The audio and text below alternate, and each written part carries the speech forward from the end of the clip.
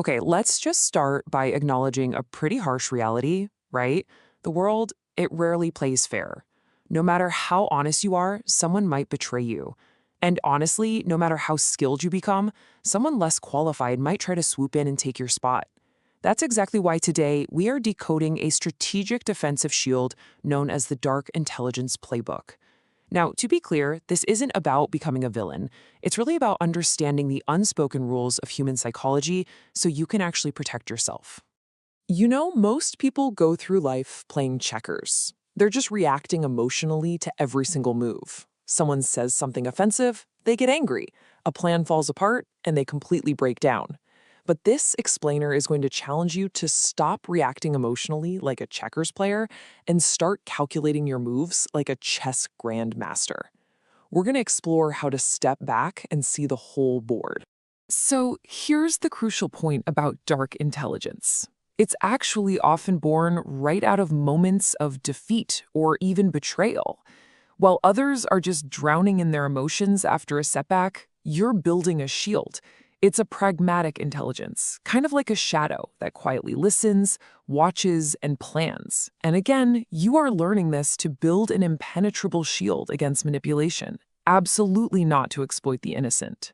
So to make this easy to digest, we've organized these Machiavellian traits from our source material into a highly practical 5-part playbook: controlling flow of information, the art of strategic connection, building silent detached influence, a ruthless focus on outcomes, and finally, becoming an ethical strategist. All right, let's jump right into Section 1, controlling flow of information. Think of your information like a highly valuable currency. And just like cash, you really shouldn't spend it all at once. This 500-year-old wisdom from Machiavelli perfectly sets up our very first trait: calculated opacity.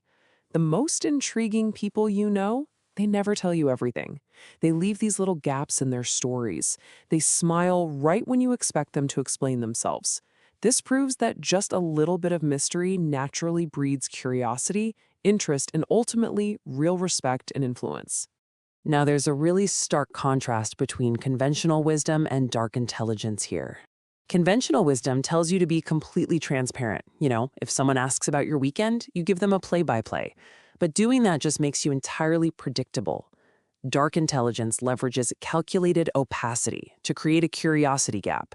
You literally only share what is absolutely necessary.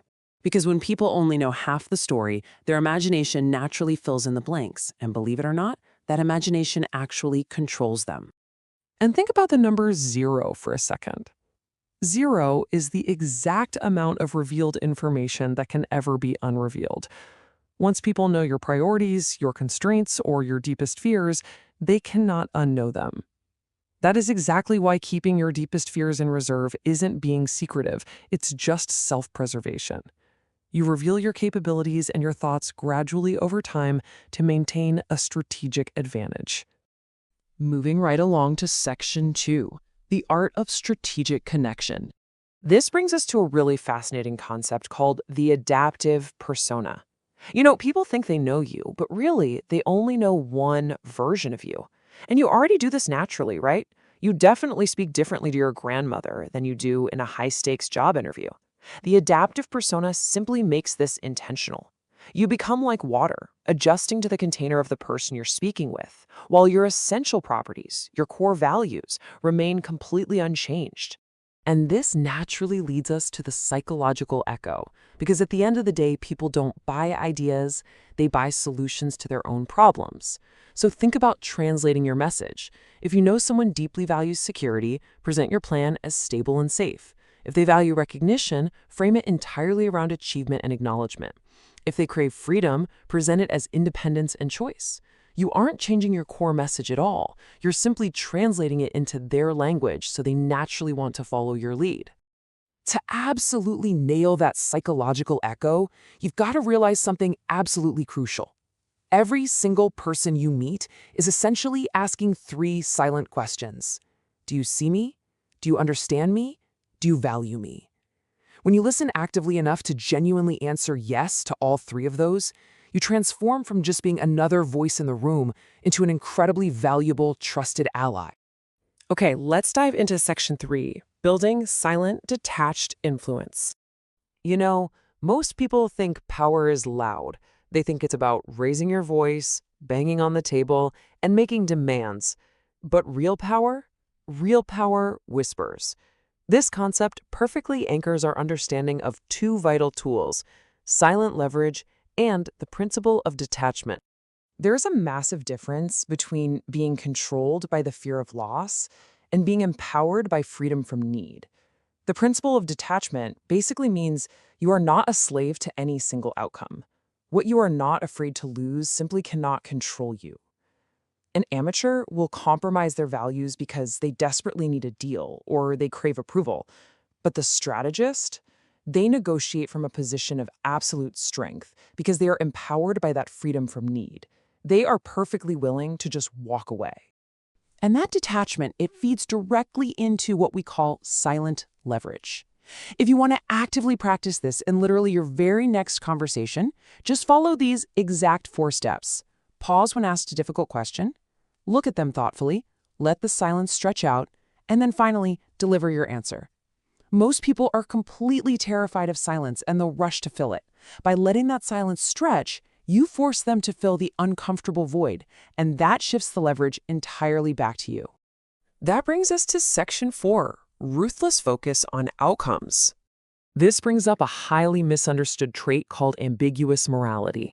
Now, let's be clear, this doesn't mean having zero morals or just being cruel. It means understanding that the real world is incredibly complicated. Pure moral clarity, that's often the luxury. True professionals adapt their strategies to current realities instead of clinging stubbornly to failing plans just because, well, they look good on paper yesterday. Because here's the thing, amateurs obsess over being right. They waste just vast amounts of energy trying to win arguments, prove a point, and look smart.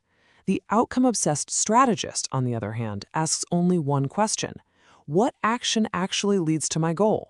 If winning an argument ruins the relationship you need to close a big deal, well, then being right is actually a massive strategic failure. And this ruthless focus results in a truly fascinating concept called strategic laziness. You see, a lot of people confuse just being busy with actually achieving something. Strategic laziness is all about avoiding that exact trap. It's the literal application of the 80-20 rule. You identify and focus exclusively on the 20% of your activities that are driving 80% of your results, and you ruthlessly cut out the busy work that's merely there to stroke your ego. Finally, let's wrap up with section 5, becoming an ethical strategist. Now, remember, power without responsibility is incredibly dangerous.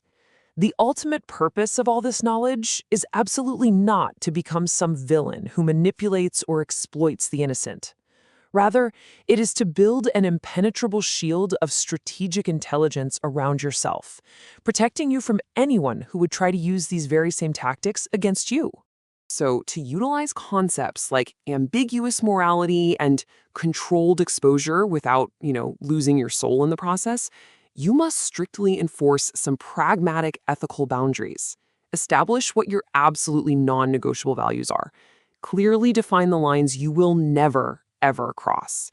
Accept total responsibility for your outcomes, and always aim to use your quiet, detached influence to guide situations toward a greater good for everyone involved. Well, we've covered a lot of ground in this explainer today, from calculated opacity all the way to strategic laziness. So, as you go out into the world this week, I want to challenge you to practice just one of these traits in your daily interactions. And as you do, ask yourself this: which kind of person do you choose to be? And exactly how will you use this strategic power to ensure you navigate complex situations effectively and guarantee that you can never be manipulated again? Keep learning, stay observant, and I'll catch you in the next explainer.